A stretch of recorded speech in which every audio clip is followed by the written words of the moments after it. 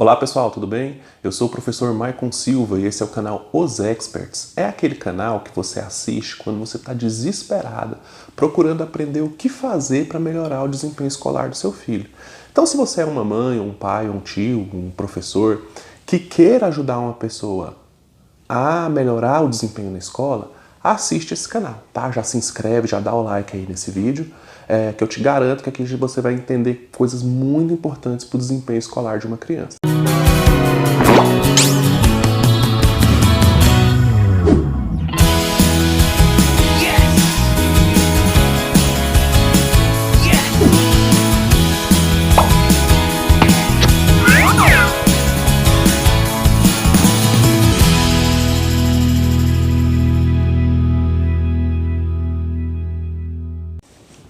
Muito bem, gente, e hoje nós vamos falar de uma coisa que é fundamental para a boa aprendizagem, que é a autoestima, tá?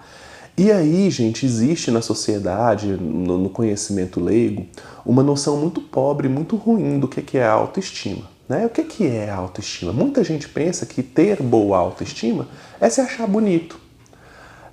E isso não é verdade. Outra coisa que muita gente pensa é que ter boa autoestima é uma construção particular, pessoal, que a pessoa nasce com autoestima boa ou não, como se fosse uma característica biológica, é outra coisa que também não é verdade, tá? O que é a autoestima? Gente, a autoestima, ela se mostra, ela se apresenta em diversos aspectos da nossa vida. Então presta atenção nisso, por exemplo. Se sentir bonito é um fator que compõe a autoestima? Sim, é um fator, não tudo da autoestima. Agora, o que faz você ter uma autoestima boa? É você se sentir querido, é você se sentir respeitado, é você se sentir admirado, é você se sentir bem-quisto pela sociedade, é você olhar para si mesmo e perceber que você tem uma posição social que você gosta, que te agrada, que te, vamos dizer assim, que te satisfaz, tá? É você olhar para si mesmo e perceber que o personagem que você criou para você mesmo, você está conseguindo interpretar ele. Então, quando a gente está crescendo, por exemplo, existe um padrão de comportamento que você deseja ter. Então, por exemplo, tem gente que vê, por exemplo, uma pessoa hipster, por exemplo, uma pessoa de boa, de bem com a vida, em paz com a natureza e tal. E a pessoa deseja adquirir esse padrão de comportamento, tá? E aí quando você vê isso no desenvolvimento de uma criança, é aquele menino que bota a pulseirinha colorida, é aquela menina que quer pôr o brinco que ela escolhe, é aquele brinco de conchinha, de um elemento da natureza qualquer e tal. Se você vai lá e reprime esse comportamento, tipo assim, por exemplo, se você como pai ou como mãe vai lá e não deixa, e dana, e briga, e você quer escolher quais são os adereços que ele utiliza, você pode estar impactando na não construção da persona que aquela criança quer ter. O que significa isso? Você está forçando ele a adquirir ou a parecer ter uma personalidade que não é a dele, e isso pode ser um impacto dramático na autoestima. Tá bom? E várias outras coisas, por exemplo, se o menino acha muito bacana o Flamengo e você fica pelejando muito para ele torcer para o Corinthians, você pode estar alterando ali a construção da personalidade, você pode estar abalando de alguma forma a autoestima dessa criança. Tá? Às vezes a criança é muito vaidosa, tipo assim, um adolescente, por exemplo, quer malhar, quer cuidar muito do corpo, ele quer se apresentar bonitão, bem vestido, cabelo arrumado, se tiver barba, a barba delineada e tal. Tudo isso são formas que ele tem de associar símbolos à personalidade que ele está construindo. Quando ele consegue cumprir isso, quando ele consegue fazer isso, quando ele olha para si mesmo e percebe que ele conseguiu construir a persona que ele queria, isso é um impacto positivo para a autoestima. Mas quando ele não consegue, é um impacto negativo, tá? E parte dessa autoestima está no desempenho escolar. Então, uma das coisas mais impactantes na autoestima de uma criança é o desempenho escolar. E aí você tem uma retroalimentação, você tem um ciclo vicioso. Se a criança vai mal na escola, isso impacta a autoestima dela.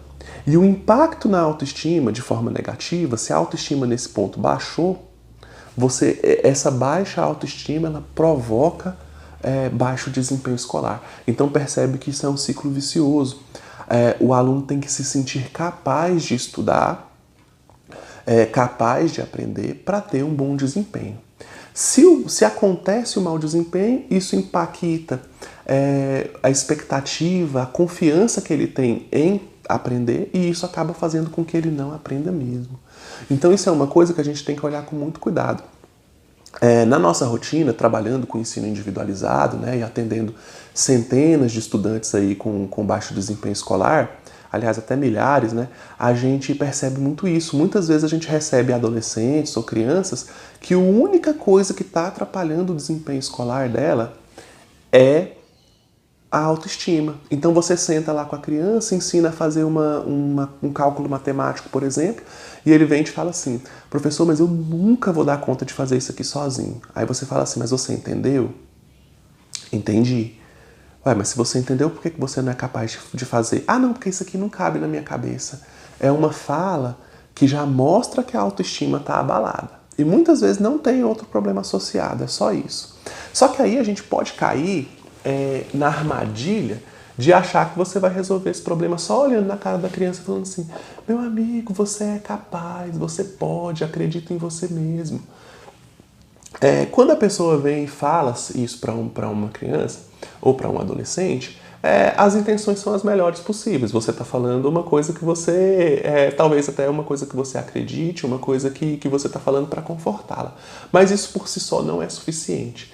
Porque a dor que ele tem, o sofrimento pelo qual ele passou, até ele chegar nessa conclusão errada, mas até ele chegar nessa conclusão de que ele não é capaz de aprender aquele conteúdo, aquilo são anos de um histórico dolorido, é anos de dificuldade, é anos tentando e não conseguindo. Não é uma fala simples do pai ou do professor que vai resolver esse problema. Aí você deve estar se perguntando aí: Michael, mas como que se resolve esse problema? Eu vou te explicar como é que se resolve esse problema. E eu vou te explicar isso baseado na minha rotina dos últimos 10 anos. Mais do que falar para uma criança ou para um adolescente que ele é capaz, você precisa mostrar que ele é capaz. E como é que você mostra para uma criança que ele é capaz de aprender uma conta ou aprender um conteúdo qualquer? Aí eu vou imitar um vídeo aí do Renato. São 3 passos: trabalho, trabalho e trabalho. Mas, Marco, como é que é esse trabalho? Olha só, a primeira coisa que você tem que fazer, se você é mãe ou se você é um professor principalmente: sentei lá com uma criança, expliquei um determinado conteúdo, tentei trabalhar com ela um conteúdo, ela não conseguiu sair do lugar, ou ela entendeu mais ou menos, desenrolou, mas não acertou. Você sente que ele está até sabendo o conteúdo, mas ele erra demais, coisas bobas, coisas básicas e tal. E aí a criança me solta uma fala dessa: bom, eu não consigo, isso não cabe na minha cabeça. Bom, o que você tem que fazer?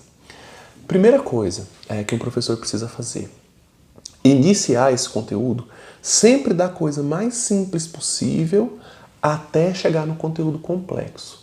Por que eu estou falando isso? Porque muitas vezes a escola manda por exemplo, se for um aluno de ensino médio, ou do 9º, do 8º ano, o professor dá um conteúdo e quando ele dá uma atividade para o aluno treinar em casa, ou é uma lista de exercícios do livro, ou é uma lista de exercícios que ele tirou da internet de vestibulares, de Enem e tal. Esses conteúdos, via de regra, eles são muito complexos, tá? São extremamente complexos. E aí você já cai na tentação de abordar com o aluno direto aqueles conteúdos que são complexos. Talvez ele até tenha entendido, ele até seja capaz de fazer esse exercício complexo, mas sem confiança ele vai errar o conteúdo em algum momento. Ele vai errar o desenvolvimento daquela questão. Então o que você faz? Se você é um professor ou se você é uma mãe que tem habilidades com aquele conteúdo, você tem que trabalhar aquele conteúdo, explicou, exemplificou, mostrou, trabalhou ali as propriedades e tal. Na hora que você vai pedir para o aluno fazer, você vai elaborar o conteúdo, o exercício mais simples que tiver. Para quê? Para ele treinando a habilidade de acertar, entendeu? Então você faz um bem simplesinho. Ele fez esse mais simplesinho, treinou um pouquinho muito simples, você progride para um pouco mais complexo, progride para um pouco mais complexo, progride para um pouco mais complexo, até você chegar no exercício da complexidade que você quer. Você é obrigado a fazer isso de maneira crescente, né? Aí eu falando aqui, você deve estar olhando e falando assim, nossa, Mike, mas isso é muito óbvio. É muito óbvio, mas a maioria das pessoas não faz.